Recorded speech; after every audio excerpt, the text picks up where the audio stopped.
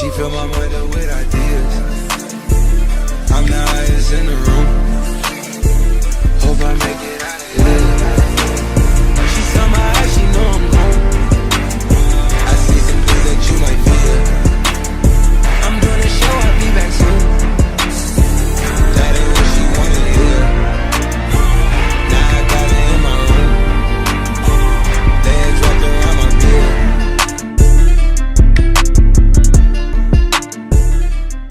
This is the last video I'm ever going to be shooting with this bike. Well, at least as long as I own it. And the feeling's a bittersweet because I've had it for, I've had her, let's say her, why not, for 4.5 years now, 31,760 kilometers as of today. And man, I really don't want to sell it, but I've got some plans that will be revealed in the near future. So selling it is essential for those to take place. So essentially this is just a roundup of my ownership experience over the past 4 years, what this bike means to me and what it's given me essentially. So June 20th, 2020 was when I took delivery of the motorcycle. My parents bought this bike for me and I'm incredibly grateful to them for having done that. So I test rode a lot of bikes during that time, but this was the most fun and practical one by a large margin. So a combination of both those things. The fact that it has the engine from a Duke 200 means that above 5,000-6,000 RPM, it really wakes up and it's just incredibly fun to ride. And I still tell people, even today with the new NS200, which has the digital instruments and the upside down forks and dual channel ABS finally, that if you're browsing in this category, even though it's a super old bike, it hasn't been updated for years, the styling is predominantly the same. If you want a fun riding experience in the 200cc naked class, you really can't do better. The NS200, it's such a wonderfully fun vehicle to ride. I have no regrets with this purchase decision whatsoever. The thing is, me and my best friend KV, the original plan was that we were going to take delivery of both of our NS200s, Veronica and Xena. Yes, we're the type of people who name our motorcycles on the same day. The reason that didn't happen is because COVID struck, and the day I was supposed to take delivery was the day when when we did that whole hitting utensils in the terraces situation. It was that day, and from there it was pretty much a downward slope, and I ended up getting it a lot later and he got it even later than that. This was also approximately the same time when we started our first YouTube channel, Ignite Motorrad, and this was also the first video on the channel which had a bike in it. It was my first impressions video of this very motorcycle. It got a lot of views. People told me I spoke reasonably well. I like to think that I've improved over the years, but in terms of content, I'm not quite where I want to be yet. But this bike has definitely helped take me to places where I wasn't before and just honed my content creation and speaking skills in front of the camera a lot. There's loads of videos where you'll see this bike on my channel, Extra Devya, this one, and my old channel, Ignite Motorrad. In comparison videos, review videos, ride videos. It's been featured a lot, and yeah man, it's been a very memorable motorcycle and it's going to be extremely hard letting go of. So when I bought the bike, we got it because I just wanted a bike, because I was into cars and bikes. I'm like, surely I need to have a motorcycle, right?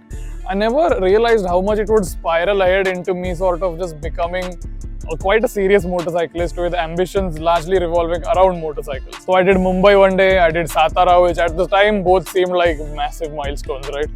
And then it just kept on increasing. We created a riding group. I started riding with more friends, different friends. And fast forward 4 and something years and 31,000 and something kilometers. I live in Mumbai now. I have a massive riding group. I love all of the guys in the group. A lot of them have bigger bikes than Veronica, but this one is still massive fun to ride. I try to ride it home to Pune whenever I can. On the highways, lovely machine. And even riding with the bigger bikes, riding with smaller bikes, it blends in very well. And I still enjoy this motorcycle. I have a lot of fun on it. But in terms of outright speed, it has started feeling a little bit less now. I'm not saying that I don't enjoy it. I still do. But I've used it a lot on different terrains, different roads, different kinds of rides. And I feel like I don't mean this in any sort of harmful or dejective way towards the motorcycle at all. But I'm starting to get a little bit bored of the performance available on tap purely because of how frequently and how much I've extracted it so far. I've used this bike a lot. So naturally, I didn't want to leave the bike as it is, and almost immediately after the bike was acquired, I started looking for different accessories and mods which I could kit it out with. Most of these didn't work very well. Whatever is left on the bike is what I have decided has worked out well for me. So we did knuckle guards twice. The first ones broke. The second ones were fitted horribly by this dreadful garage called near my house in Pune. So didn't really do that again. I did a cheap visor which was 300 rupees which broke, which was repeatedly repaired and wrapped. Then I got a good visor, this one Luvia Turismo, great, I would still recommend it. Don't buy a tall visor on small bikes like these expecting any aerodynamic superiority or expecting the wind blast to reduce dramatically. I just like the way it looks, so I got it. I did the luggage rack crash guards and top box, which was a horrible lapse in judgment because it just increased the weight a lot. It was good for commuting and the convenience factor was definitely there. But if you have a small bike which is not too powerful, just don't add the extra weight, keep it light. Removed all of that. I did a full body wrap very cheaply, but I saved the file as an RGB instead of a CMYK, so it looked a little bit desaturated than I wanted it to be. The indicators are original Husqvarna indicators. A couple of them have broken off a few times. I've replaced them. They're 500 rupees for one indicator, but they're very good, very bright. There's a SimTac hazard flasher module here, which works excellently. The mirrors are also new. These are third-party mirrors, CNC machined aluminium with an anti-glare coating. At night, they're utterly useless, but they look very cool, so I like them. Lights have been changed, night eye LED at the front, Osram pilot lights LED, Osram number plate lights also an LED. Tank grips are for auto lock, the most underrated mod you can do. I think it's very nice to hold onto your bike with your knees when you're riding. It really helps you maintain a nice posture during long rides. Got a very bad pair of auxiliary lights as well, also which didn't work. They were for like 1,000 rupees for both of them. I got fined 1,000 rupees for them. So that maths really didn't work out. I got rid of those as well. So whatever is left here is what I like. So you have the visor, there's a GoPro mount on the visor. The mirrors are still here. The CNC machined ones, I think they look nice. Lights are in the right places. There's a beak at the front, which I forgot to mention, the Saiga parts beak. There has been some jugaad to place it in the correct place I want it. Aside from that, yeah, all good. Tank grips are obviously here and the indicators are still here. I think this is more than enough and this is the avatar in which I like my bike the most. But yeah, this was a great first bike. If I had to go back and change which one I got, I absolutely wouldn't do that. But again, the need to upgrade is becoming more and more imminent for me. The more I ride, the more kilometers I put on this, the more my usage case evolves, it is becoming necessary. So as much as I don't want to let go of it, I think I might have to soon. So I was in a discussion with my dad a while ago about this. So I told him, Dad, I'm saving up for a new bike now and I'm getting the new one will be completely funded by me.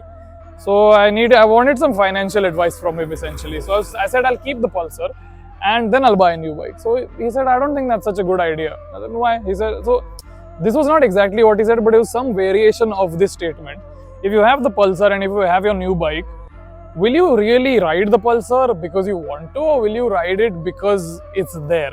Which got me thinking I need to let go of the emotional quotient just a little bit to understand and just make a better informed decision which I can financially support by myself. Which led to me deciding that I'll probably need to get rid of this bike by December. So then why am I doing this in September? So there's three reasons to this. The first thing is the longer I wait to sell it, the less value I'll get for the motorcycle. The second one is that my brother recently shifted to the UK to do his masters and he has a Yamaha MT-15 here which he said I can use for as long as I need. And the third reason is that one of my best friends wants to buy the bike and I would any day love to sell my bike to somebody I know who has ridden my bike in the past than some random person on the internet via Facebook Marketplace or OLX or whatever. So this 4-month stopgap where I'll have the MT-15, not the NS200, which is not as nice as this bike, but still a very capable motorcycle nonetheless. I'm very grateful to my brother for keeping that bike for me to use.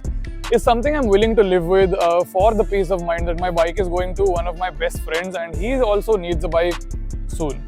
So I'm willing to live with that compromise till I get a new one. What am I getting? When am I getting it? I'm not sure. The process is going on. There's a process video being shot in the works as well. But yeah, point being, this chapter is coming to a close pretty soon now. We are shooting this on the 29th of September. And on the 6th or 7th of October, I'll be handing this bike over to Prachit. And we are doing the legal paperwork at the end of this week as well. So I've got 4 to 5 days left with Veronica. and it's been a fantastic 4.5 years. As I've said repeatedly in this video, it's going to be very tough to let go, but I'm glad the bike is going to the right hands.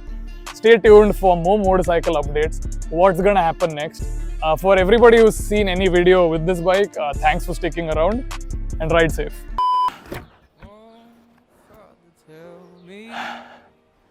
Thank you very much, Ronnie. Been a hell of a ride. Signing off with Veronica for the last time. Ride safe.